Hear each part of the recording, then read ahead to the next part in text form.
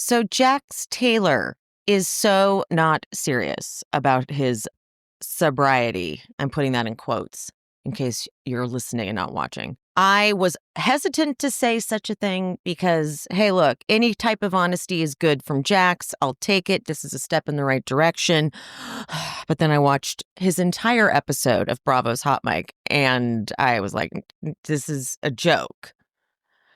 Okay, for anyone watching, pardon my mess on the couch. I had the cats in the cutest position. And so I thought if I just like gently walked away, because they were in frame, they would stay where they were. But as soon as I sat down in this chair, Tiger got up and she's currently just yelling at me at my feet right now. Like, I want to lay down and cuddle on the couch, not be on the couch by myself. And I'm like, I can't work like this. Okay? I can't work with this unprofessionalism, Tiger. Stay on your mark. I swear to God, she won't shut up. Okay, anyways, let's talk some shit about Jax. Just to warn anybody who's hoping that I'm going to be overly sensitive and believe him in any way, that's not going to happen. I'm not buying his bullshit. And this is the second time he's duped us. So, okay, we're going to get into it. All right. So if you're not subscribed, subscribe, follow the show. Let's go.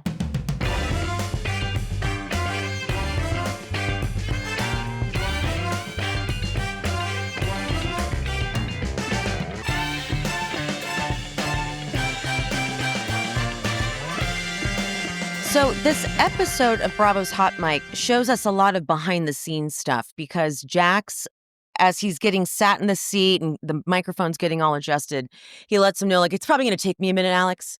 It's going to take me a minute to warm up here. It's just really hard. And so then he proceeds, in my opinion, to look like he's letting us know how hard this is for him by like sitting there and like rubbing his head and, oh, sorry, I'm hitting the mic. It's going to happen a lot. It's just really hard for me. Just very performative, letting us know that what he's about to do is going to be really hard for him and it wouldn't be easy for anyone.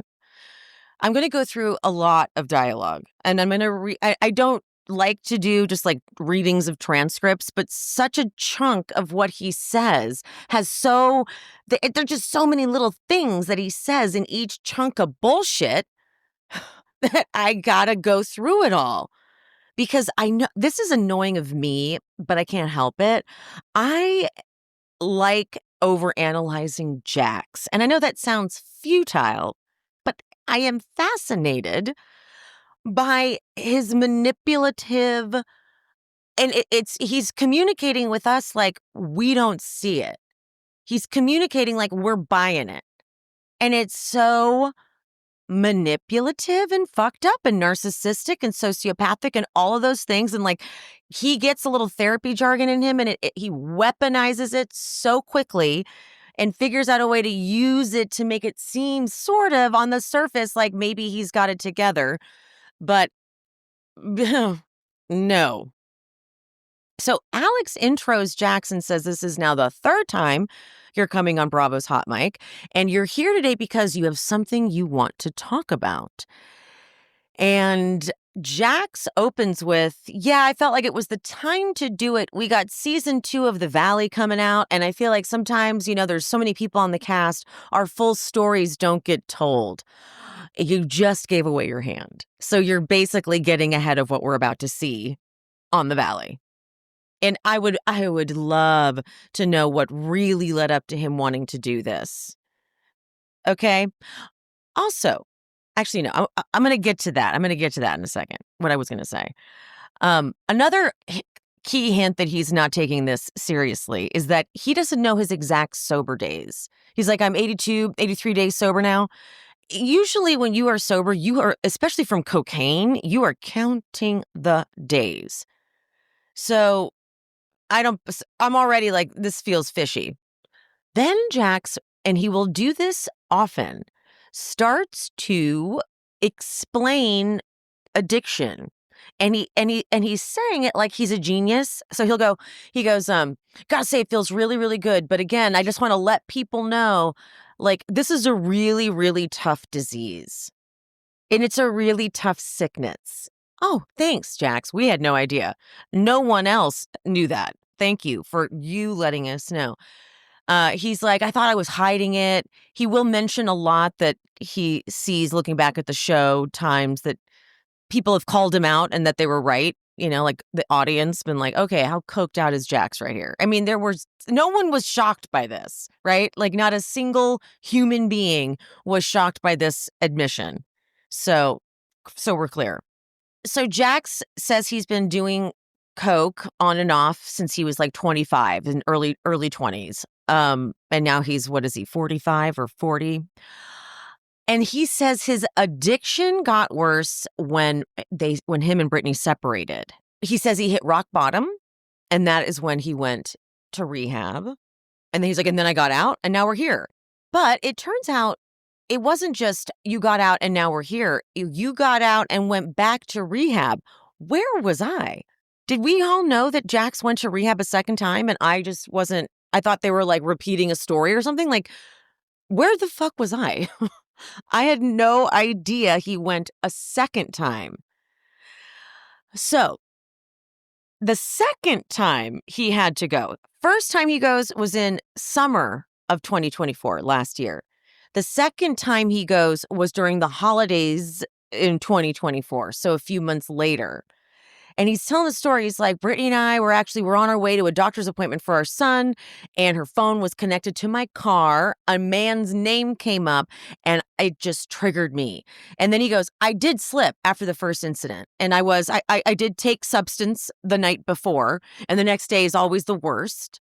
And so I lost it. I went crazy. And the worst part is that my son was in the back seat. And he says, and quote, that's when I knew. I'm like, shit, I have a problem. And Brittany was like, you need to go back. And I didn't even put up a fight. Well, then Alex, he says, Brittany reached out to a few people, including Lori, your publicist, Ryan, your manager, and me. And she told us about that incident. Now, it's interesting how Jax said he didn't put up a fight, yet Brittany still had to reach out to his team to get him to go back. So that already is a lie then, Jax. You did put up a fight because why would she need to call your team and be like, he just lost his mind right in front of Cruz in the car. And I know you guys are trying to pretend like Jax has got his shit together, but he hasn't. And this is abusive and it's terrible. And we're on this show together. So what the hell? So Jax, you did put up a fight. So anyways, well, then Jax says, I didn't stay the full time. I ended up staying 17 days. Well, red flag the second time. The first time we know he left early. And now this is the second time he's leaving early. And you know what his answer is? And we're supposed to be like, oh, that sounds great. He goes, I felt like that was enough. Like, what's another 14 days going to do? Nothing. I'm good. I just needed to get back for a second. I needed to remember why I was there the first time. You're back for a second time, regroup, and then get back out there. And I felt like I hit that on the 17th day. I won't do it again. I'm done. And then he goes, I mean, I was there on my own. I wasn't forced to be there, but I felt like, I was ready to go.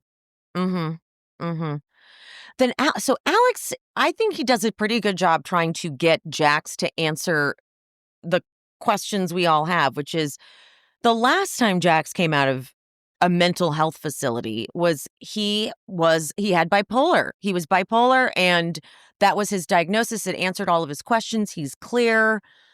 But now he's saying that he went back in and left early. And what did you go in the first time for? So you went in the first time for what? Mental health. And then now you have to be honest that it was actually for cocaine. But Jax won't say that.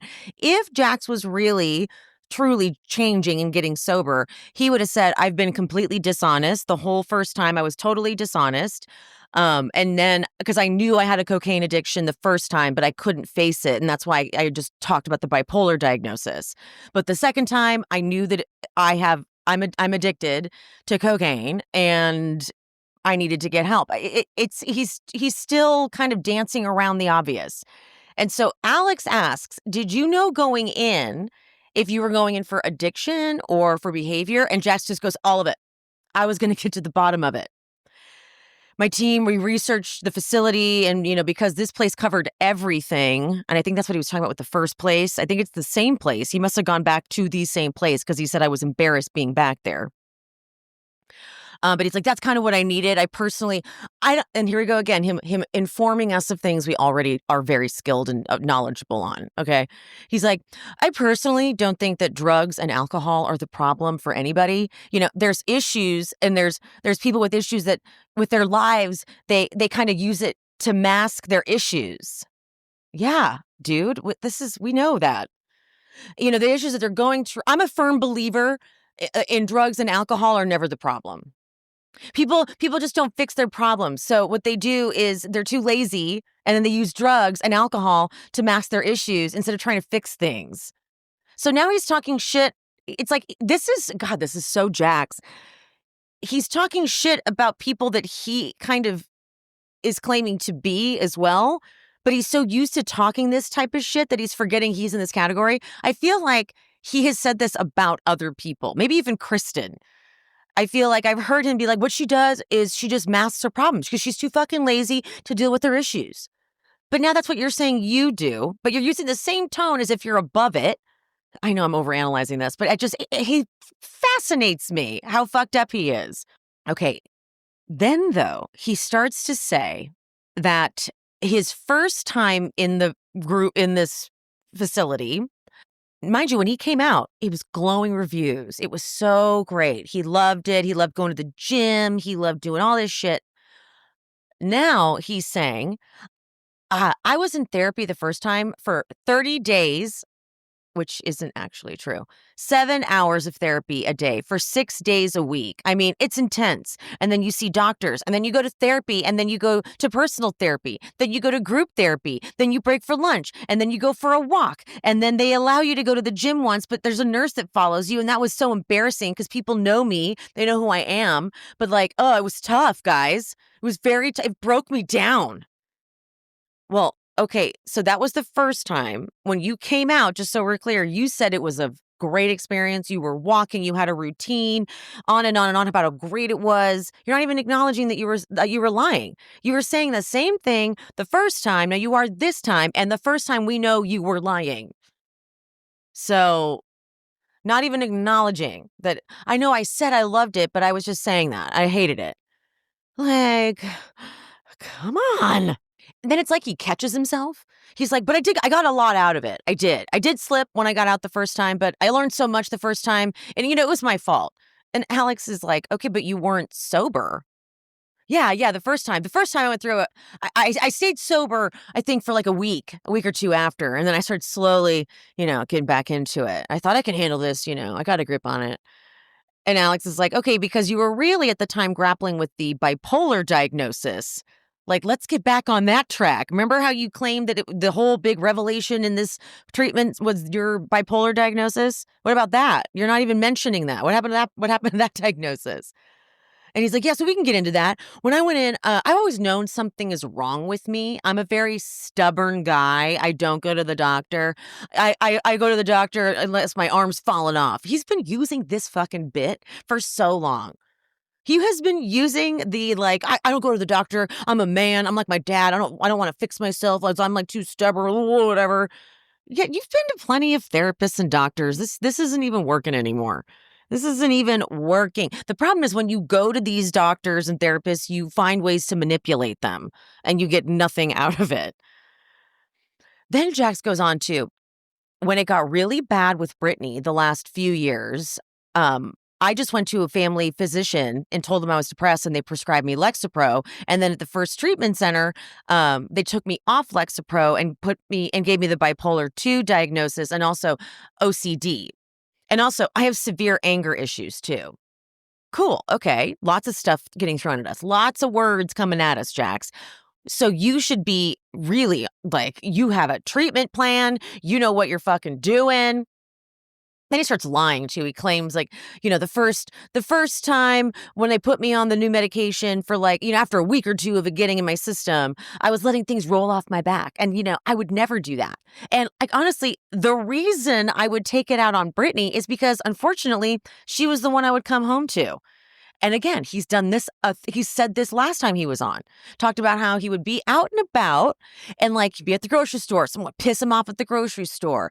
Go somewhere else. Someone pisses him off there, and he would store it all up and take it out on Brittany. He has said this enough times to where I think he believes that this is what's happening. But how many people go running errands and get that furious at like a grocery store interaction that you would be able to take that anger from the day out on your spouse? No, dude, that is not it at all. You still have not gotten to the root of why you were abusive to her and treated her like shit. Well, I know why. He had no respect for her at all. And then he gives us another drug lesson about how, in case you guys don't know, the next day is the worst with cocaine, and claims the only time him and Brittany ever got really angry was the next day. Oh, yeah, the only time. He goes, I've never done a sober shouting match with Brittany, but unfortunately I was doing drugs so much that, it was a lot. Yeah, sure. Okay. Okay, I have kind of a creepy confession. For a couple months, my clothes smelled like mold. I had an issue with my washer and everything was coming out not smelling right. So then I got my washer fixed, but then I felt like I couldn't get that smell out of the clothes. I know, isn't that embarrassing? I was nervous to hug people. Well, I will say that this was the most perfectly timed moment for this sponsor to reach out. I had never heard of laundry sauce, but now I'm telling you about it because if you have a similar issue, or even if you just want your clothes to smell good, laundry sauce, they are premium scented laundry pods that don't just clean your clothes, they elevate them. So no more of that stale detergent scent. Now my clothes smell like Egyptian rose, which is my favorite scent. And this scent lasts. And these pods are highly concentrated. They can obliterate stains from muddy hikes, backyard barbecues, coffee stains. They're powered with bioenzymes, so they also revive fabrics, so your favorite pieces look and feel new again. And maybe the best part about laundry sauce, they offer a full money-back guarantee. So if you don't get better smelling, cleaner laundry, get a full refund, no questions asked. For a limited time only, our listeners get 20% off your entire order when you use code SHESPEAKS at laundrysauce.com. That's 20% off your entire order at laundrysauce.com with promo code SHESPEAKS. After you purchase, they'll ask where you heard about them. Please support our show and tell them we sent you. It's time to make Laundry Day the best day of the week. So then Alex asks, because we're all wondering, what led to the second stay after the first stay? And Jax looks confused almost. He's like, the second stay? Well, the conditions, they kind of let me do it my way the first day. Like they say with the facility that this is California law, by the way. This is California law. People kept asking why I have my phone. Well, it's the law. Like they can't take your phone. What? Oh, so is this the first time or the second time? Are you talking about the first time or the second time? It doesn't, you're not making sense, of course. And he's forgetting like what he is trying to lie to us and say, like what timeline he's trying to give us. He's clearly forgetting the story. And then he contradicts himself and says that at some point his team was like, we're going to do it our way. You did it your way. But then they took his phone away and then they gave it back to him. So did they can keep your phone? They can't keep your phone? Like, what? That rehab staff is like, what? They're watching these going, what is he talking about? None of that happened. So Jackson, he's like, oh, I wasn't invested. I wasn't fully in it. And Alex says, and this will be on this upcoming season. You were repeatedly saying when you were asked about what your takeaway was from being there, that you were not an addict, that your drug of choice is anger. And Jax goes, I didn't at the time think that I was an addict, but now it's one of those things. It's like, if you hear you're an addict, right? Like, I'm not the problem. You're the problem. I blame everybody else but myself. That's a token addict move. He's using this like information that we get to help us heal and recover from things like addiction. And he's just using it to sound like he knows what he's talking about. He's not applying any of this to himself. He's like, no, that sounds good. Token addict, right? Like this is just the stuff I do. which is how do you ever fix this? I don't think you can. I really don't. Then he starts to say that drinking's not really his issue, but when you drink, you want Coke. And so he had to quit both. And okay, sure, fine. Please don't start drinking again, though, and be like, but I'm good. Because I have a feeling that's what's going to happen, which is probably how he started back up in the first place, is that he was like, I can have a couple drinks. That's not my problem. And then you want the bag. And it's so scary to do Coke nowadays. Like, there's fentanyl in so much Coke. You could die. You're a father. So it's really like, damn. And so I think then Jack starts saying that the second time is when they told him, we're going to do it our way. You're not going to take the phone. He was so all over the place. But that's when I was in, the second time I was like, all right. And so Alex says, why not stay the full time? Why leave after 17 days? Because if it was, you're all in. He goes, I just felt like, I should be honest. I could have left sooner, honestly. But I just felt like the second time around, I was in there. I'm like, okay, I just needed a little bit, I fell off, but I just needed to be reminded how to get back up. Maybe what I needed was a little humble pie, because it was like embarrassing going back there. And also like, hey man, listen, addiction is a sickness. It's bigger than you, right? More of the bullshit talking. Then he takes it to a place that I just could not. He claims that when he got there, he was like, you're right, I got to get it together. I dug deep. I took over like the groups in therapy. I tried to be a mentor to some people, and I loved it the second time. I was really like a little bit more into it because I was a little bit more like, it was embarrassing. It was embarrassing being there, but like I was into it. So why did you leave early? A guy who was leading group meetings was like, yeah, I'll leave early too. I'm good, guys. Please, sir, please. Then Alex asks the total giveaway question. He says, what have you done since you left to maintain your sobriety? Because obviously the cliche goes, for a reason, one day at a time. And Jax goes, it is extremely one day at a time. What the fuck does that mean, Jax? It's extremely one day at a time. Yeah, it's one day at a time. Okay, dude. All right. What? So he goes, it's a cliche for a reason, because it is extremely one day at a time. It is. And, the big thing here is my son. He's just making this shit up. And then he goes into this. None of this, by the way, is how he's maintaining his sobriety.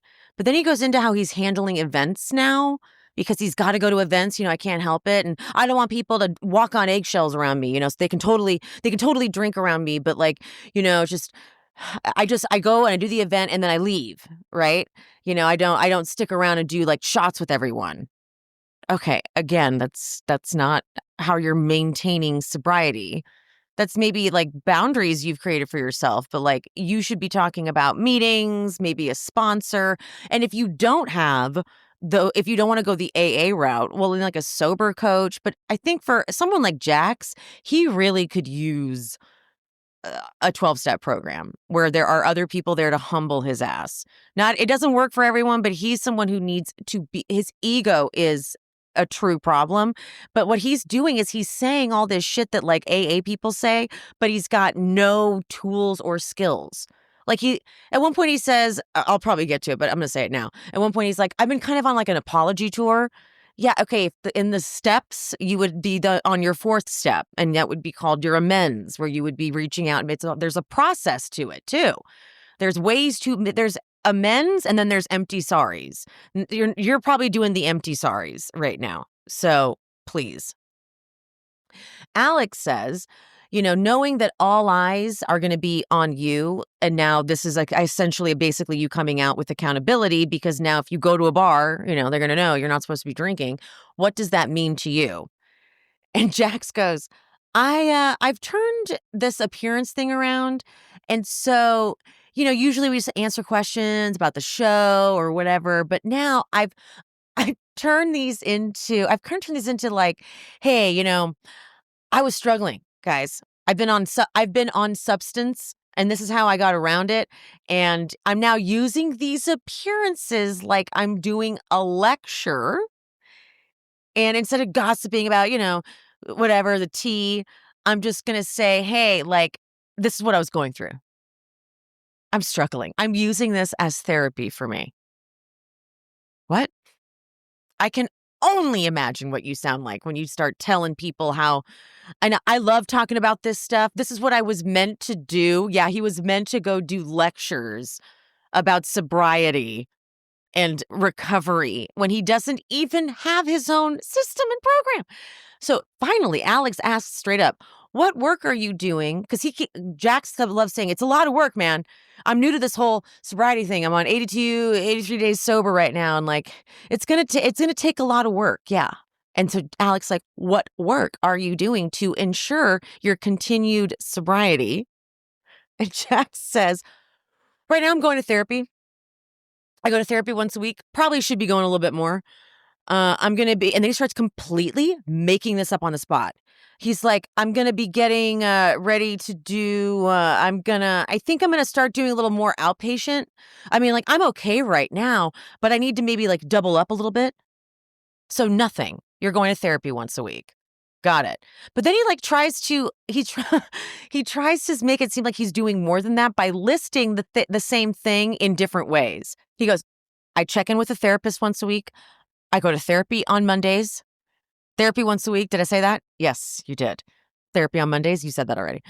And then he says, "I'm drug tested every week." And then he claims he has this whole big old thing about how he's the one who said, it's all sorts of HIPAA violations. But I said, send the results to Brittany, my ex-wife, send the results to my team, send those results. And I wanted it. That's what I wanted. I am waiting for Brittany to tell us the truth here. Because if she confirms that Jax is the one who wanted it, cool. I'm wondering if she said, I need you to prove you're sober because I'm not having crews around you. And Jax, well, we'll get to that. He says, I have pages and pages of notes because this man said so much. But when he gets to the Brittany of it all, I'm like, oh yeah, you are not recovered from this whatsoever. Not even in recovery, nothing. Jax then starts, he says this a few times.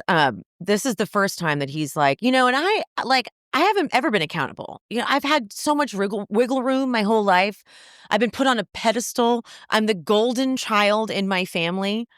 It was always a slap on the wrist. I've never gotten in any real trouble. Okay, you had to go to court. Although when he went to court, remember when he went to court for stealing the wallet? But then when he got to court, the judge was like, "Yeah, you're good to go." And when Jax came back, he had no remorse. He was like, "They got real criminals to do it. They don't got to deal with me, like some idiot, just like get out of here."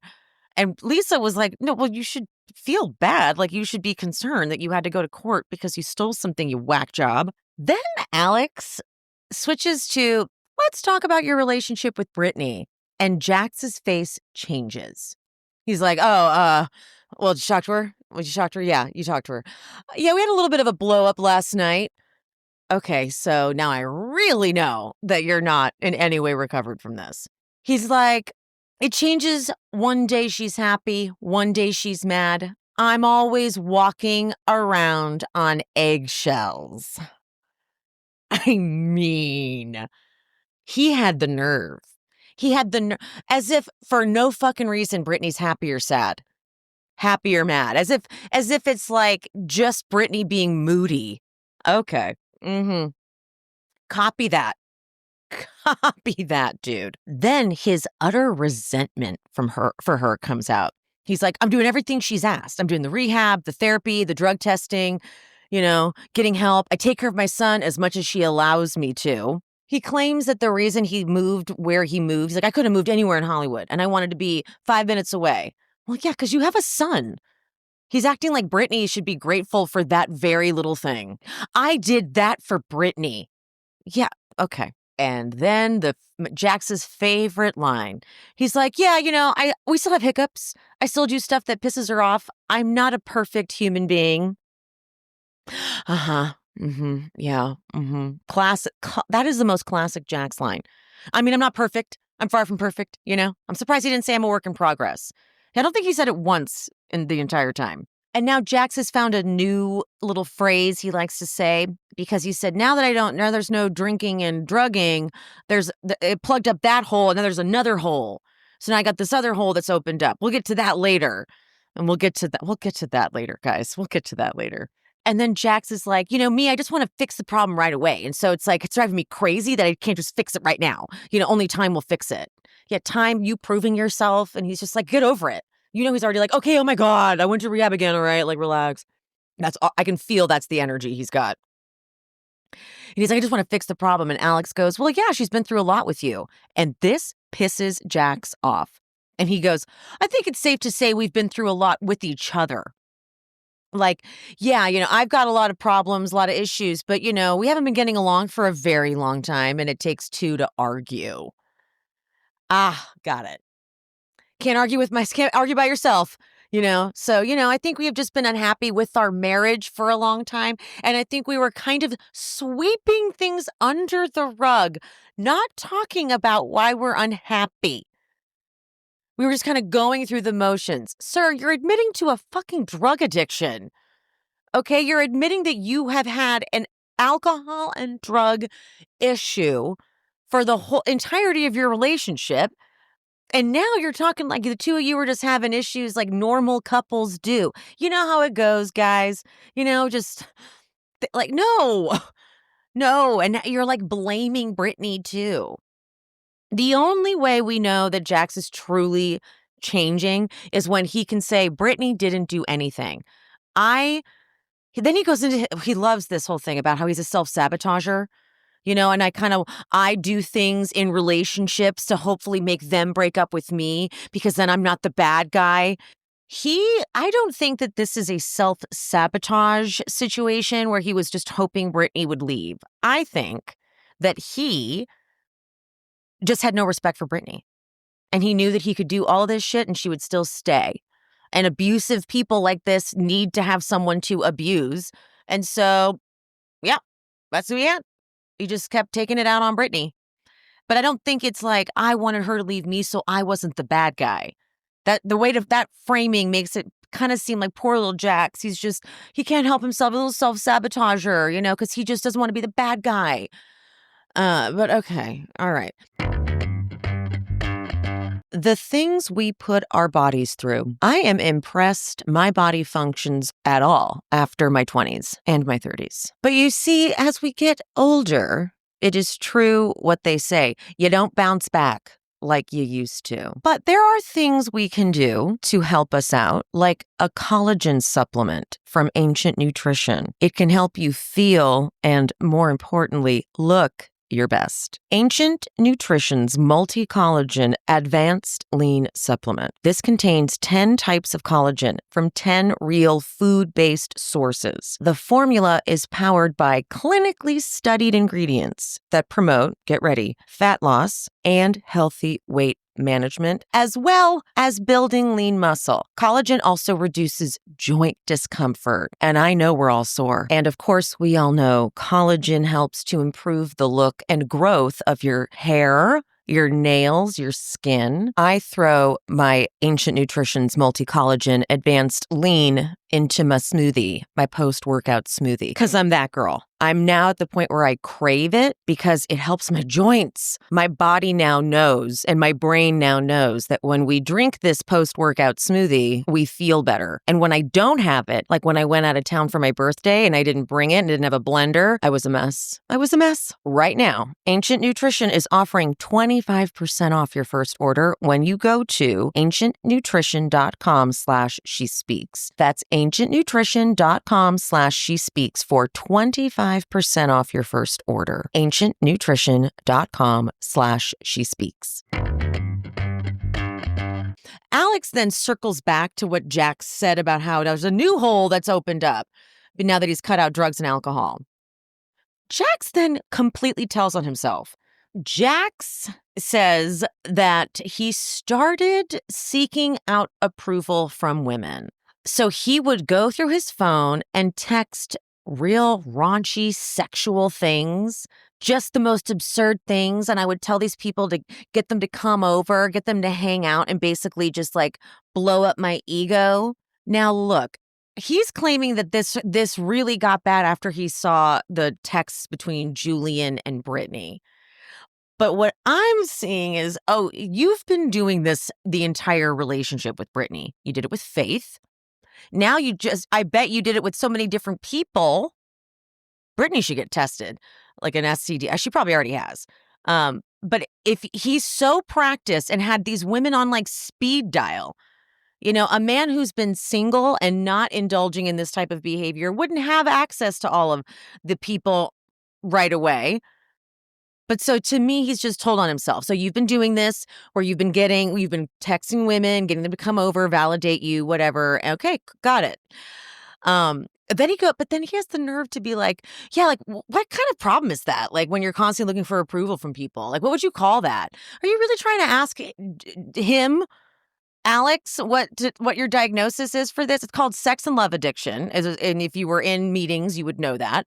But besides that, why are you asking Alex if you're doing all this work to take care of yourself and you're so aware of this extra hole that's now got stuff coming out of it that needs validation from women and blah, blah, blah?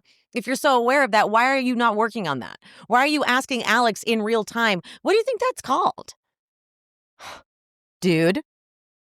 And then the whole Julian thing, he goes, I was so hurt and angry because he alleges that the texts between Julian and Brittany, and he got Brittany's friends to admit that they had been actually communicating for months. I'm sorry, even if that was the case, we don't care. But that Julian guy sounds like a piece of shit. Because, because he was still maintaining a friendship with Jax and then doing this. So, like, the whole group of friends is so fucked up. My God. But then he does say, he's like, I was doing so much, but you know what? At no point did it even come into my head that I'm a fucking father. I'm a father. Like, I didn't care. That's bad. That's very bad. He's like, I was just so into the drugs and the alcohol, and I was just so upset that she hooked up with my friend, which is, he does finally say, which is ironic because of what I've done, So it's hard for me to be angry about that. But, it happened to me and I was fucking hurt.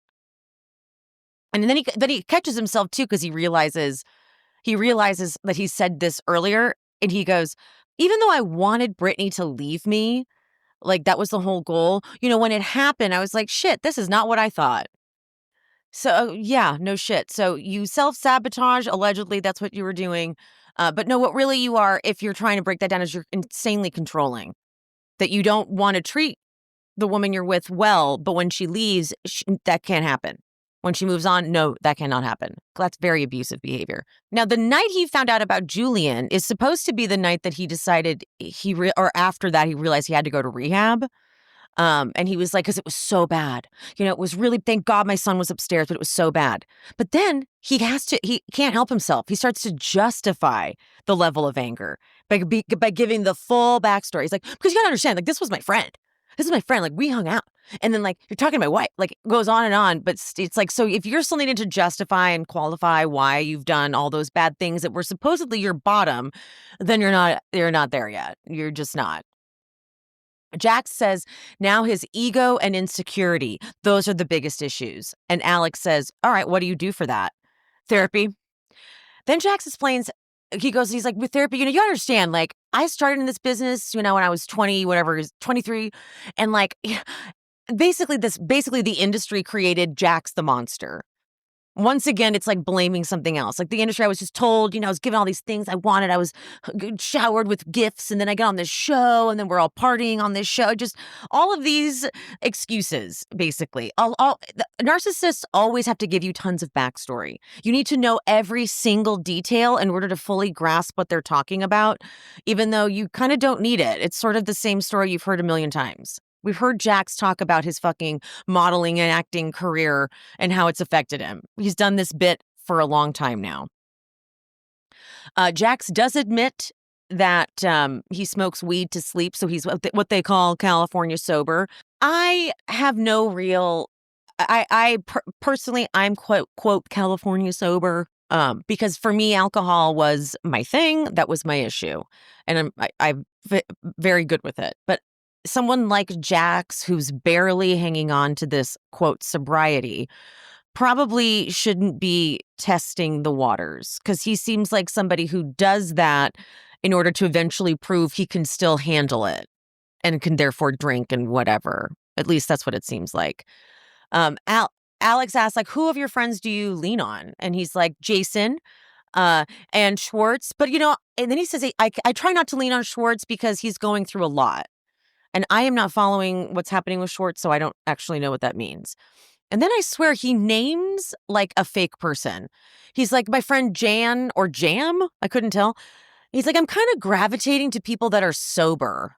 And again, this is like, okay, but if you were just in meetings, you could be going to meetings. That's how you would gravitate towards people that are sober. That's sort of why meetings are great. Like Jax would love a meeting. Are you kidding? Once he him and all the other toxic men, hell yeah, go at it, guys. Do it. Enjoy. But then Jax somehow, I don't know exactly how he got off this topic of like the friends he reaches out to. He segues into Super Bowl because he still goes to his bar a lot for the events and things.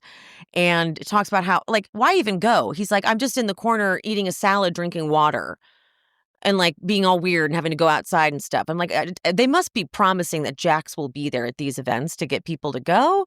Otherwise, you don't need to be there. You really don't. Like this early on into your sobriety, you don't need to be going to the bar by yourself, sitting by yourself, eating a salad at the Super Bowl. Why is no one with you? Why do you not have a sponsor? Can you imagine being Jax's sponsor though? Oh my God. I don't know if anyone would want to do it. Honestly, I feel like they'd be like, I quit. I fucking quit. You're helpless. But okay, so because Jax says I'm gravitating towards people who are sober, Alex goes, have you thought about reaching out to Lala? And Jax is like, oh, I reached out to Sheena. That's funny. Yeah, I was thinking I was going to reach out to Lala when I hit 100 days. Because those first 100 days are so hard, man. Well, then why wouldn't you reach out to someone who could help when you're within your 100 days? It's also not 100, it's 90. The 90-day mark. There's no 100-day chip. So Jax then reiterates why he wanted to come on and do this before the season came out. I'm confused because at some point he says something about how, he's out there and he's talking in his therapy groups, my AA meetings. So you are going to meetings? But then he goes, I was taking over the meetings in rehab. I'm like, so when you were in rehab, you were in meetings talking. So, okay. But then his final thoughts is basically a plea for us to watch the whole season before we form an opinion. He's like, this is real, guys. This is real. It took a lot out of me. It took a lot out of my wife. Don't call her that. So try to be gentle and try to understand addiction is a disease. So if you could just show a little grace, I know you're gonna be mad at me. I'm mad at me too. But if you could just show a little grace. Again, guys, did you know addiction's a disease? Did you? Pretty sure we all did. Yeah, pretty sure. Okay. Also, remember James on the show, the very show you were on, was constant talk about his sobriety and stuff. So what are you saying? Anyways, that is what Jax had to say. Such a bunch of bullshit. Brittany is going to be going, I guess she's probably recorded it by now, but she's got a podcast episode coming out. Is today Wednesday? Yeah, so Friday. And she will be on the podcast that both her and Jax have, which is very interesting how they're doing it. They basically take turns hosting.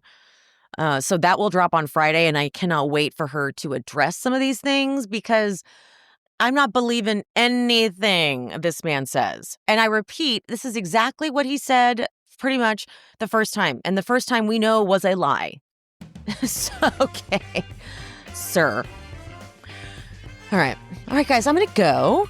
I'm going to prep for Beverly Hills, get that out to you probably tomorrow. And I love you guys so much. Mean it. I'll see you next time. Bye. Thanks for tuning in to She's Speaking with Emily Hanks. This show is produced, hosted, and edited by me, Emily, and brought to you in partnership with Cloud 10 Media. If you are looking for bonus content, check out the Patreon. The link is in the description. To show some support, you can hit that subscribe button and turn on notifications so you never miss an episode. Another free way to support the pod, please rate and/or review on whatever platform you listen. It's free, and it helps the algorithm or something. You can also head to buymeacoffee.com/shespeaks and buy me a coffee or two. Make sure you're following me on all social medias. I am She's Speaking with Emily Hanks across all platforms: Threads, TikTok, Instagram, Facebook. That's it.